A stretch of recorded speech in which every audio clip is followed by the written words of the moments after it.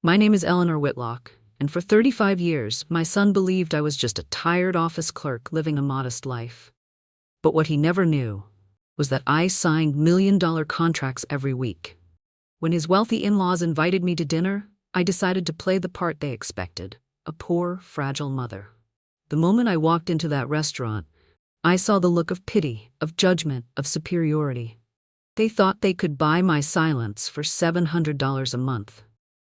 What they didn't know is that I earned $40,000 every 30 days, and that night they would learn exactly who they were humiliating. Because I didn't come to beg, I came to teach them what real wealth looks like. The night everything changed didn't start with a storm. It started with silence. That kind of thick, uneasy silence that fills the air right before something breaks. The restaurant was glowing in soft gold, laughter echoing from tables where people dressed in wealth, not warmth. And I, Eleanor Whitlock, stood at the entrance, wearing a faded gray dress that hung loosely from my shoulders like a secret I'd carried too long. My son Daniel was already there, straightening his tie, glancing nervously at the door. When he saw me, his smile faltered for half a second. It was small, but it was enough. I knew, right then, that something inside him was torn between love and embarrassment.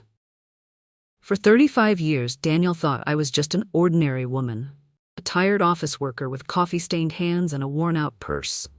He never questioned why I never asked him for money, why I never complained about bills, or why I spent weekends in meetings that lasted 12 hours.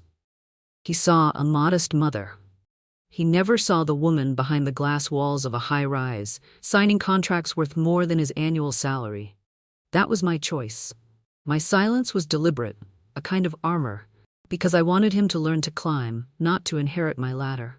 But that night, my silence was about to be shattered, not by me, but by those who mistook it for weakness. "Mom," Daniel had said over the phone earlier that week, his tone nervous, careful, like stepping on glass. "Isabella's parents are in town. They'd love to meet you. We're having dinner Saturday. It would mean a lot if you came." At first I smiled. It sounded simple, family meeting family. But then came the pause, that heavy, telling pause that says more than words ever could. "Do they know anything about me?" I asked. He hesitated. "I told them you work in an office, that you live alone, that you're simple." Simple. The word hit me like a paper cut, small, invisible, but deep enough to bleed. Simple. As if a lifetime of sacrifice could be wrapped into one modest adjective. As if my quietness was something to apologize for. That night, I walked around my living room, the same cozy apartment I'd kept for 20 years. The furniture wasn't expensive, but it was mine. Every corner told a story of endurance. The leather sofa I'd bought after my first promotion, the small lamp from my late mother's house, the faint scratch on the floor Daniel made when he was 5, playing with a toy truck. This place was honest, not rich, not poor, just real. I stood in front of the mirror and studied the reflection that everyone, even my son, had underestimated. My hair was streaked with silver, my face lined with decades of choices. Behind those lines was a woman who had survived, not just lived but endured. And then quietly, I made my decision. If Daniel thought I was simple, and if Isabella's parents, the Moores, were expecting a woman easy to judge, then that's exactly who I would give them. I opened my closet and bypassed every elegant dress, every tailored blazer that spoke of boardrooms and power. I chose instead a shapeless gray dress, one that had lost its form and color years ago. My shoes were scuffed, my tote bag frayed at the edges. I tied my hair into a messy ponytail and looked at myself again. The transformation was perfect. Not glamorous, not pitiful, just forgettable. When Saturday came, Chicago was buzzing under the city lights. The taxi ride to the restaurant was quiet, the driver humming to a slow jazz tune. I watched the skyline blur through the window, and for the first time in years, I felt something close to nerves. Not because of fear, but because I knew the night would demand every ounce of restraint I had. The restaurant was everything Daniel's in-laws adored. Tall glass windows, white-gloved doormen, the kind of place where menus come without prices. When I stepped through the entrance, the air itself smelled of wealth. Daniel stood beside Isabella, who looked like she had stepped out of a fashion magazine. Elegant cream dress, flawless hair, polite smile. Her parents, Vivian and Charles Moore, sat waiting like royalty. Vivian's emerald dress shimmered under the light, her diamond necklace almost blinding. Charles's suit was tailored to intimidation. Daniel's eyes widened when he saw me. "Mom, you came," he said, his voice caught between relief and embarrassment. "Of course, darling," I said softly. "I wouldn't miss it." Isabella leaned forward to kiss my cheek, quick and mechanical. "Mrs. Whitlock, it's so nice to finally meet you," she said. Her smile didn't touch her eyes. Then she turned to her parents. "Mom, Dad, this is Daniel's mother." Vivian's gaze swept over me from head to toe. It wasn't curiosity, it was measurement, the way one looks at a product before deciding whether to buy it. She extended her hand. "A pleasure," she said flatly. Her nails sparkled brighter than her expression. Charles followed suit, firm handshake, cold smile, eyes already somewhere else. I sat at the end of the table, the seat no one wanted. No one pulled my chair. No one asked if I was comfortable. When the waiter handed me the French menu, I pretended not to understand a word. Vivian smiled with that kind of polite cruelty only the wealthy master. "Would you like me to order for you?" she asked sweetly. "Yes, please." I replied with a timid smile. "These names are all new to me." She gave a small sigh. "Something simple then, we wouldn't want to overdo it." The words floated across the table like poisoned perfume. Charles nodded approvingly. Daniel looked down. Isabella twisted her napkin. As the dinner went on, the Moores spoke like people auditioning for admiration. Vivian listed hotels, $1,000 a night, but worth it for the service. Charles talked about investments. Vivian bragged about their homes, their travels, their taste in wine. Every sentence began with "we" and ended with a price tag. I played along. I nodded. I smiled. "How wonderful," I said softly each time. And every time I said it, I could see her eyes gleam with superiority, as if my politeness confirmed her theory, that I was small. Finally, she asked the question I knew was coming. "So, Mrs. Whitlock, what do you do?" "I work in an office," I said. "Mostly paperwork, filing, small things." "Administrative work," she repeated, smiling as though she'd solved a puzzle. "That's nice. Honest work. Not everyone can handle the pressure of simple jobs." Her tone was sugar-coated venom. I could have crushed her with one sentence. "I oversee 5 countries, but I didn't. I just smiled and sipped my water." By the time the food arrived, plates the size of canvases with portions smaller than a fist, I already knew everything I needed to know. The Moores didn't just love money, they worshipped it. And to them, I was a non-believer. Vivian's next comment sealed it. "You must find it hard, living alone at your age, without much support, but it's admirable that you still manage, truly." I wanted to laugh. Not because it was funny, but because it was so painfully predictable. "Yes," I said quietly. "I manage." She nodded, then added with a pitiful smile, "You know, Charles and I were actually thinking, we could help you, just a little, of course. Maybe send something every month so Daniel doesn't have to worry. $700 perhaps, just to make things easier for you." Her husband nodded like a king approving charity for a beggar, and at that moment I felt the first flicker of anger. Not hot, not loud, but cold and calm. The kind that comes when you've seen too much. I set my glass down gently. "That's very generous," I said, my voice still soft. "But tell me something, Vivian. When you help people, does it make you feel superior, or just safe?" She blinked, unprepared for the question. "What do you mean?" I smiled faintly. "I'm just curious which emotion you enjoy more." For a moment the air shifted. The table grew quiet. Daniel's fork froze midair. Isabella looked mortified. And Vivian? She smiled again, but this time it was strained. "Oh, Mrs. Whitlock," she said finally. "You're quite direct, aren't you?" I leaned slightly forward. "You have no idea." And that was the moment the tide began to turn. They didn't know it yet, but the dinner they had orchestrated to humiliate me was about to become a masterclass in humility. Because that night, I wasn't there to eat. I was there to redefine the menu, and they were about to be served the truth. Vivian Moore didn't realize it yet, but she had just opened a door she could never close. The moment she offered me $700, the room went silent. Even the clinking of silverware from nearby tables seemed to fade. I looked at her calm, practiced smile, the same one I had seen in countless boardrooms, worn by people who thought money could bend the world. I had worn that same smile once too, before I learned that control isn't power. Restraint is. "I'll think about it," I said softly, taking a sip of water. It's a kind offer. Daniel's eyes darted toward me in confusion, as if begging me not to embarrass anyone. He didn't understand, not yet. Across from me, Charles cleared his throat. Vivian's heart is in the right place, he said. We just want what's best for our daughter. Stability. We're sure you understand.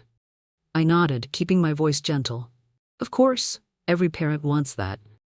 But under the table, my hands tightened around my napkin. Stability. A word people like Charles used as a cage. What they meant was, we decide what's right, and you stay out of the way. Vivian took another sip of her expensive red wine and tilted her head toward me, like a queen addressing her subject. You raised Daniel alone, didn't you? I did, I answered. That must have been difficult, without a man's support. Her tone was polished sympathy, but her eyes were knives. I smiled back. It was, but I found other kinds of strength. I admire that, she continued, twirling her wine glass. Not everyone can survive on so little. Daniel flinched. Isabella whispered something to him under her breath, but Vivian kept talking, oblivious to the growing discomfort around her. You know, I truly believe hardship builds character, she said. It's what separates those who make it from those who just endure. And which one am I? I asked quietly. She hesitated. Oh, I didn't mean. But you did, I said, my voice steady, not angry. You meant exactly that. Vivian looked down at her plate, pretending to focus on her steak. Charles shifted uncomfortably, glancing at his watch as if wishing the dinner would end. When the waiter came to clear the plates, I smiled at him. Thank you, it was lovely. He nodded politely. Would you care for dessert? Before I could answer, Vivian lifted her hand. Yes, we'll have the chocolate soufflé. It's $30 a slice, but it's divine. She looked at me. You'll love it. It has edible gold. I nodded, pretending to be impressed. Gold? How symbolic. The waiter left, and for a few moments silence fell over the table. The city light shimmered beyond the glass windows, reflected in Vivian's diamonds. I could see our reflections too. Theirs, glittering and proud. Mine, plain and unassuming. And then something inside me shifted. I had spent decades building empires quietly, letting arrogant men underestimate me. I had watched them talk over me in meetings, smile at my humility, then panic when they realized who signed their paychecks. I had kept that same calm face through corporate wars, layoffs, mergers, through everything. But this was different. This wasn't business. This was personal. I looked at Daniel, my son, the boy I once carried through the rain to daycare because I couldn't afford a car. The boy I'd stayed up with, night after night, helping him with homework when I was barely awake after 12-hour workdays. The boy I wanted to protect from the poison of arrogance. And now he sat there, shrinking into himself, ashamed of me. That was when I decided to stop pretending. The waiter returned with dessert. Vivian cut into her gold-covered cake with elegance, smiling like she owned the world. You see those golden flakes? She said. That's the detail that separates luxury from mediocrity. I stared at the plate in front of me, a small, artful slice, perfectly decorated. Then I looked up and smiled. Do you know what really separates people, Vivian? She blinked. Excuse me? Grace, I said, and you seem to be running low on it. Daniel froze. Isabella looked horrified. Charles frowned. Now wait just a minute. But I wasn't done. You've spent the entire evening talking about money, about things, about prices. Not once have you asked about me, not how I live, what I love, what makes me happy. You've looked at me like a problem to be solved, a charity case to be managed. I leaned forward. You've measured my worth by what's in my wallet, not what's in my character. Vivian's mouth fell open. I think you're misunderstanding. No, I interrupted, my voice calm but firm. I'm understanding perfectly. You think wealth defines people, that luxury equals class. But let me tell you something. Money can buy a house, not a home. It can buy dinner, not respect. The silence around the table was thick. Even the waiter hovering nearby stepped back. Charles's jaw tightened. Mrs. Whitlock, I think that's enough. I turned to him slowly. No, Mr. Moore, I think this is just beginning. Vivian put down her fork, her fingers trembling slightly. You're being very rude. I'm being honest, I said. There's a difference. Daniel whispered, Mom, please. I turned to him, my expression softening. You don't need to defend me, Daniel. I've fought bigger battles than this. He looked away, ashamed, his shoulders tense. I could see the child in him, the one who used to hold my hand, the one who trusted me completely. Somewhere along the way, he'd learned to see me through other people's eyes. That was about to change. I set my napkin on the table and looked directly at Vivian. "Tell me something," I said. "How much did you spend on this dinner? Maybe $3,000? Vivian frowned. "I don't see how that's relevant." "It isn't," I said. "That's the point. You think expensive equals meaningful. But tonight, you'll learn the most valuable thing in this room isn't on the menu." She blinked, confused. "And what's that supposed to mean?" "You'll see," I said softly. "I just hope you're paying attention." Because the next words out of my mouth, the ones I'd been holding back for 35 years, were going to change everything. And when the truth finally came, it wouldn't be gentle. It would be precise, cold, and devastating. Like the signatures I'd written on contracts worth millions, the ones that built empires while people like Vivian believed I was invisible. That night, at that glittering table in Chicago, I was about to remind them what true power looks like, the kind that doesn't shout, doesn't sparkle, doesn't beg. It just waits and strikes when the world least expects it. The room seemed smaller now, tighter, as if the very air had thickened between us. Vivian Moore was still sitting straight, her chin high, but the shine in her eyes had dulled. She wasn't used to being challenged, especially not by someone she believed was beneath her. Charles glanced at her, then back at me, unsure which way the wind was blowing. Daniel shifted in his seat, one hand nervously tracing the rim of his glass. I could have stopped there. I could have smiled politely, let them keep their illusions. But I had spent decades letting people underestimate me, and I was tired. Tired of pretending smallness to make others feel big. "Vivian," I said quietly, "you mentioned wanting to help me. I appreciate that. But I'm curious, how much did you spend on the down payment for Daniel and Isabella's house?" She blinked, surprised by the sudden question. $40,000, she said with pride. "Why?" "And the honeymoon." $15,000. It was a 3-week tour through Europe. "So $55,000 total," I said. "That's a generous investment in your children's happiness." "Exactly," she said, straightening again, glad to be back on familiar ground. "When you love your children, you don't hold back." "True," I said, "but I've learned something in my life, Vivian. Sometimes people give not out of love, but out of fear. Fear of losing control." Her smile faltered. "Excuse me." I leaned forward, my elbows resting lightly on the table. "You said you wanted stability for Isabella. But what you really want is control. You think money gives you that. You think if you pay enough, people will stay grateful, obedient, predictable.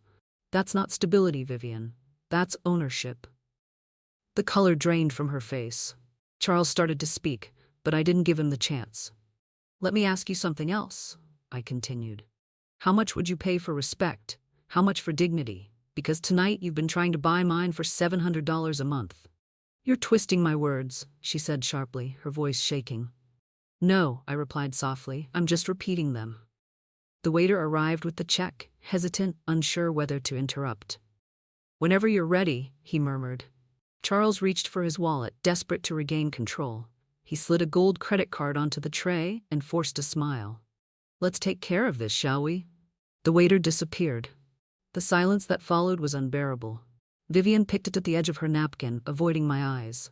Daniel sat rigid, his jaw tight. Isabella stared down at her untouched dessert, her hands trembling slightly. Then the waiter returned. "I'm sorry, sir," he said softly, "but your card was declined." Charles blinked. "That's impossible. Try again." The waiter nodded and left. A full minute passed before he returned. "I'm afraid it's still not going through." The table froze. Vivian's eyes widened. "There must be a mistake. Probably just a system error," Charles muttered. His face was red now. "I'll call the bank tomorrow." I looked at him, calm, unmoved. "It happens," I said. "Technology can be unreliable. Would you like me to take care of it?" Before he could protest, I pulled a slim, black card from my faded tote bag and placed it gently on the table. The metal gleamed under the chandelier light. The waiter's eyes widened. "Of course, ma'am," he said respectfully, taking it away. Vivian stared at the card, then at me. "What is that?" "My corporate account," I said. "Unlimited limit, company expenses, travel, acquisitions, you know how it is." The waiter returned within seconds. "All set, Miss Whitlock," he said. "Would you like the receipt?" "No, thank you," I replied. The waiter nodded and left. No one spoke. Vivian's face had gone pale. Charles was motionless. Daniel looked like he had forgotten how to breathe. "You're a corporate employee?" Vivian asked finally, her voice thin. "Executive," I corrected gently. "Regional director of operations for a multinational firm. I manage 5 countries and about 10,000 employees." I paused, letting the words sink in. "I earn $40,000 a month." Daniel's fork slipped from his hand and hit the floor with a soft clatter. Isabella's lips parted in disbelief. "For nearly 20 years," I continued quietly, "I've worked 16-hour days. I've built departments from nothing. I've signed contracts worth more than your houses combined. And yet, I never told my son. Because I wanted him to learn humility before privilege. I wanted him to know the value of people, not price tags." Vivian's hands were trembling now. "You lied," she whispered. "You deceived us." "No," I said calmly. "I let you reveal yourselves." Charles exhaled heavily. "You came here pretending to be poor." "Yes," I said, meeting his eyes. "I wanted to see how you'd treat someone you believed had nothing. And you didn't disappoint." I turned to Vivian. "You spent this entire dinner trying to measure me. You never asked about my heart, my life, my story. You only saw what you wanted to see, a woman not worth your attention." "But here's the thing, Vivian. I was never trying to impress you. I was testing you." Her voice cracked. "To what end?" "To remind you," I said, "that money can't buy decency." The room was utterly silent. I could feel every gaze in the restaurant drifting toward us, flat sensing the tension that hung like electricity in the air. "I don't need your $700, I said finally. "And I don't need your approval. But you might want to remember this moment, Vivian. The moment you realize that all your diamonds, your designer clothes, and your pride couldn't buy what I already have." "And what's that?" she whispered. "Peace," I said. "And self-respect." Then I stood, picked up my old tote bag, and placed a few bills on the table. "For the waiter," I added. "He's the only one here who treated me with dignity." As I walked away, I could feel their eyes burning into my back. Daniel's shock, Isabella's shame, Vivian's humiliation. But for the first time in years, I felt light. Not triumphant, not vindictive, just free. Outside, the night air was crisp, cool against my skin. The city lights blurred through the mist, and I breathed deeply, exhaling decades of silence. Behind me, inside that glittering restaurant, a family's illusion had just shattered. They had come to dinner to show me how small I was. Instead, they'd learned just how high quiet strength can stand.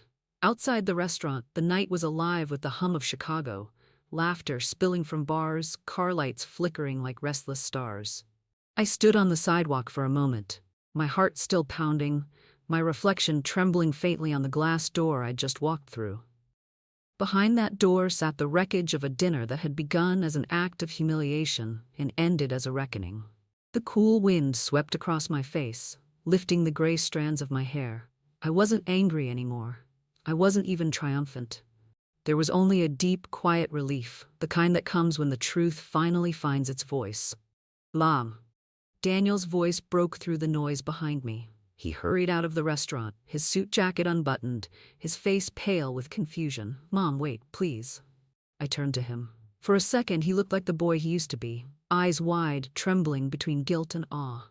"What were you thinking?" he asked, his voice low but shaking. "Why didn't you ever tell me?" "Tell you what?" I asked softly. That you're not who I thought you were. That you're—" He stopped, searching for the words. "You're incredible." I smiled faintly. "You didn't need to know, Daniel." "Didn't need to know," he said, incredulous.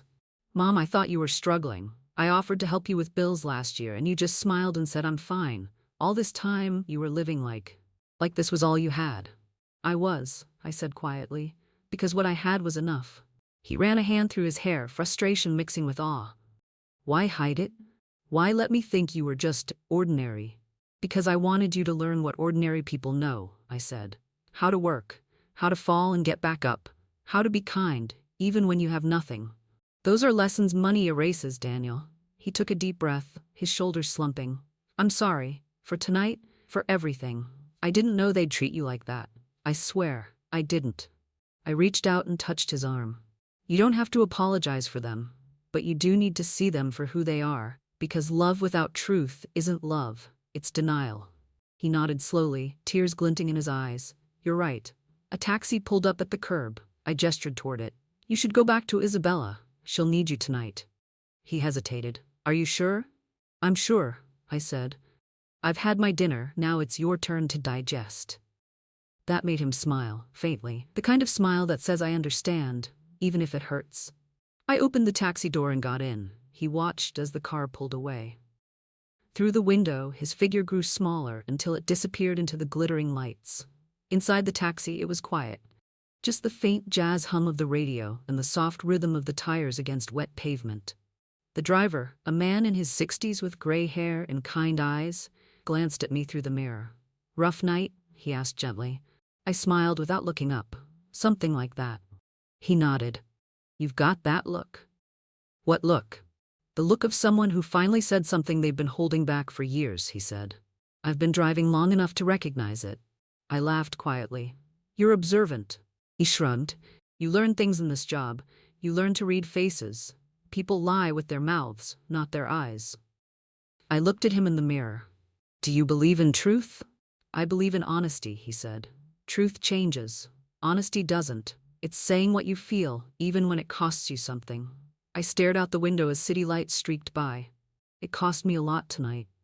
Maybe, he said, but I bet it bought you peace. That made me pause. He was right. Peace had a price, but it was worth paying every time. He went on. You know, I had a wife once who was like that. She never lied, not even to make me feel better. Drove me crazy sometimes. He chuckled. But she died 5 years ago, and I realized that's why I trusted her more than anyone. She was real. That's rare. I smiled faintly. You were lucky. He nodded. Yeah, I was. We fell into silence after that. The kind of silence that isn't awkward, it's healing. When the taxi finally stopped in front of my building, I reached into my old leather wallet and handed him a $100 bill. He looked surprised. Ma'am, it's 30. Keep the rest, I said. For being real. He smiled, his eyes soft. Thank you. And whatever happened tonight, don't regret it. People who speak their truth change the world, even if just a little. I'll remember that, I said quietly, stepping out. The air was colder now. I climbed the stairs to my apartment. I never took the elevator. I liked the sound of my own footsteps, the rhythm of effort. Inside, everything was just as I'd left it. My small couch, my books, the lamp that flickered when it rained, the kind of home that never tried to impress anyone. It just existed, quietly, honestly. I changed into my old pajamas, boiled water, made tea. Then I sat on the couch and let the silence settle. My phone buzzed on the table, a message from an unknown number. I opened it. Mother-in-law, please forgive me. I didn't know. I'm ashamed. I need to talk to you. Please. Isabella. I stared at the message for a long time, then set the phone down. Not yet. She needed time to understand, not to apologize. Words spoken from guilt are just noise. Real change takes silence first. I sipped my tea. The city hummed outside.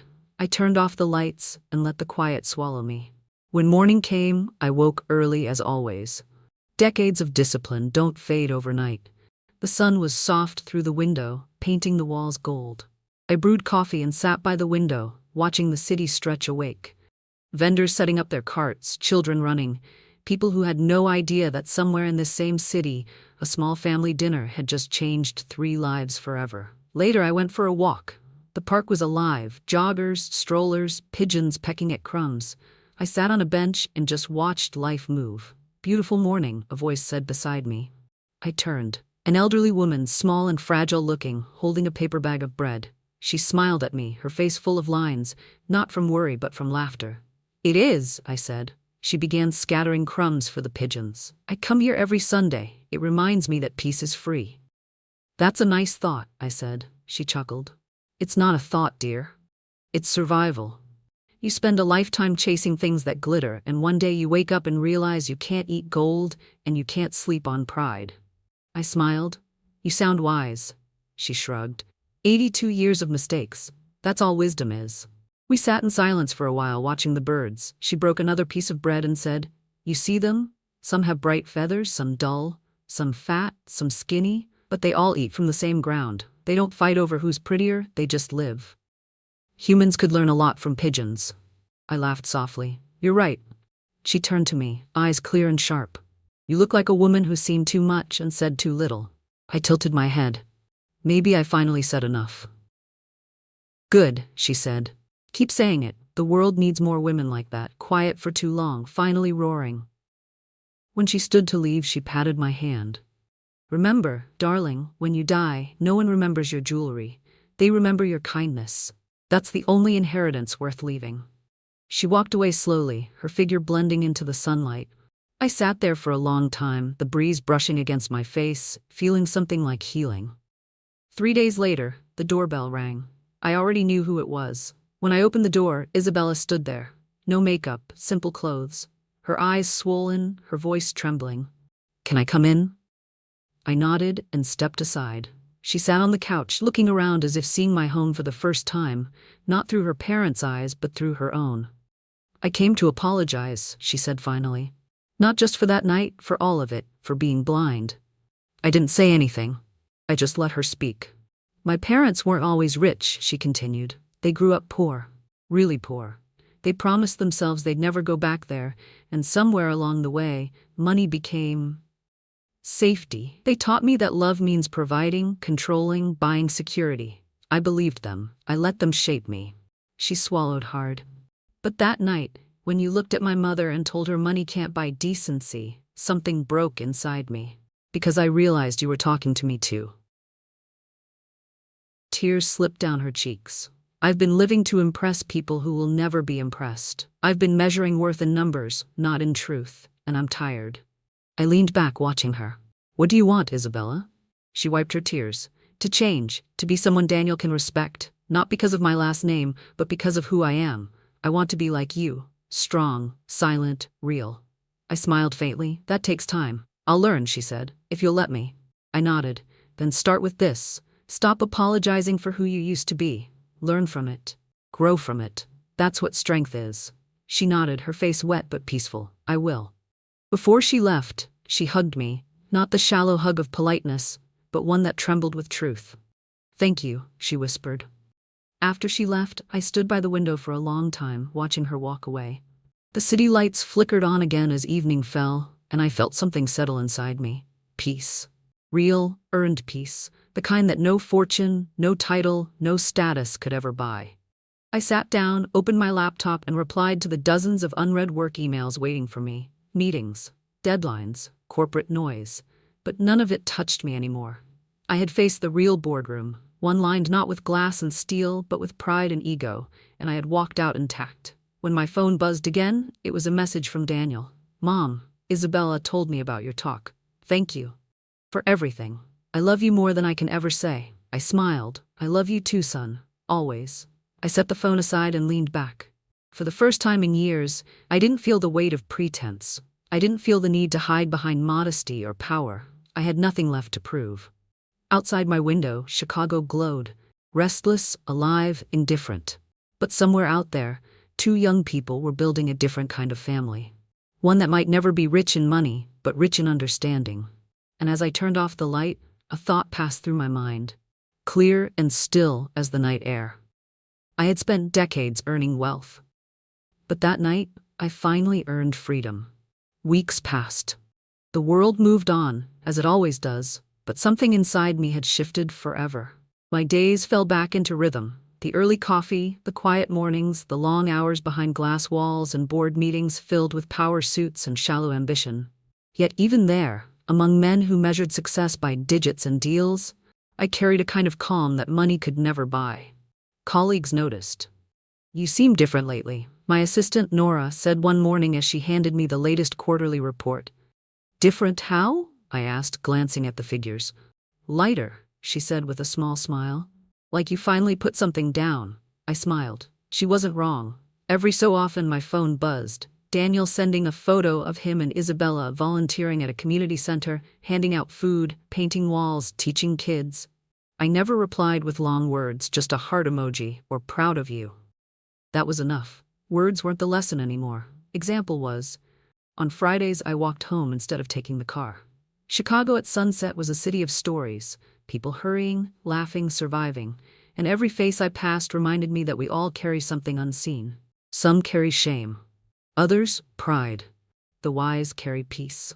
One evening, I stopped by a small bookstore I hadn't visited in years. The owner, Mr. Ellis, still sat behind the counter, surrounded by towers of dust and memory. "Mrs. Whitlock," he said, surprised. "It's been a long time." "It has," I said, running my fingers over the spines of forgotten books. "Do you still carry the classics?" "Always," he said proudly. "The young ones don't read them much anymore, but I keep them for the stubborn souls. I suppose I'm one of them." He laughed softly. "Still working hard?" "Yes," I said, "but differently now." He raised an eyebrow. "Differently?" "I no longer work to prove anything," I said, "just to build what lasts." He nodded thoughtfully. "Then you've made it, Eleanor. Most people spend their lives chasing that sentence." I bought 2 books, Pride and Prejudice and Meditations. When I reached for my card, he waved his hand. "On the house," he said, "for the woman who once told me that quiet people write the loudest legacies." I walked home with the books tucked under my arm, the streetlights flickering above me like old friends. That night, as I sat by the window, I thought about legacy. Not the kind carved into marble or written on company plaques, but the kind that lives quietly, in the hearts you've touched, in the lessons you've left behind. Money fades, power shifts, names are forgotten, but dignity, that's eternal. I poured myself a glass of wine, opened Meditations, and read, "Waste no more time arguing what a good man should be. Be one." I smiled. Marcus Aurelius had said it centuries ago. But tonight it felt like he was talking to me. Outside, the city whispered its restless song, but inside, everything was still. For the first time in 35 years, I wasn't Eleanor Whitlock the executive, or the mother, or the secret millionaire.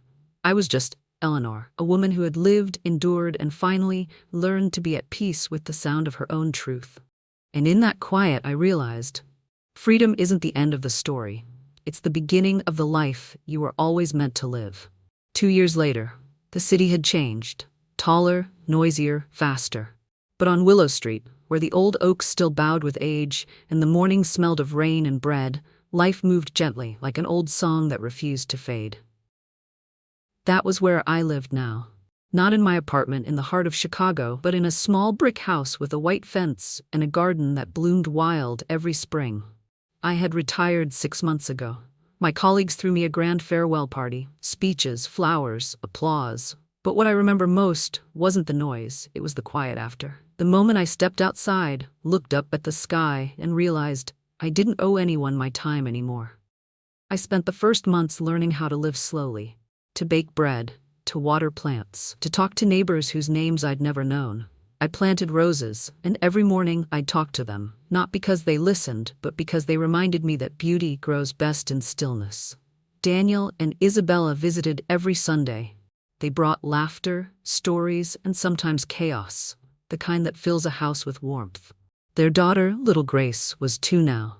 Her curls were wild, her giggle louder than the wind.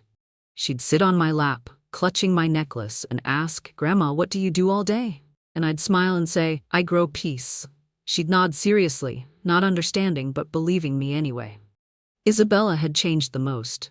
She left her parents' business empire and started a nonprofit for underprivileged women, the Whitlock Foundation. The first time I saw the sign, I felt my breath catch. "I wanted to name it after you," she told me, tears in her eyes. "You taught me that strength doesn't need to shout." I hugged her then. The way a mother hugs a daughter she didn't raise but somehow helped rebirth. As for Daniel, he had grown quieter too, not out of guilt, but out of understanding. He once told me, "You know, Mom, that night changed everything. I used to think success meant being seen, but now I know it means being steady." I looked at him, proud beyond words. "You finally learned the lesson I never had to teach." Sometimes, on warm evenings, I sat on the porch and wrote letters.